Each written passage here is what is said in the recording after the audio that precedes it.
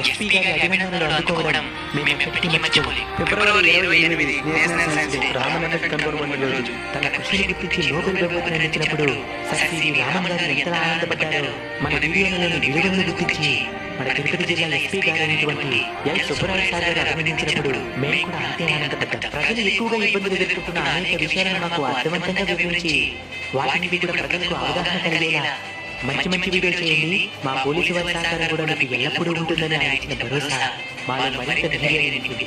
మన SP sir గారికి మన అన్బిటబుల్ కల్చర్ కుటుంబ సభ్యుల తరఫున మనస్ఫూర్తిగా కృతజ్ఞతలు తెలియజేసుకుంటున్నాం. సభ్యులు సంబంధించిన అన్బిటబుల్ కల్చర్ ఇన్స్టాగ్రామ్, యూట్యూబ్ లో మొబైల్ చాలా బాగా చేస్తున్నారు.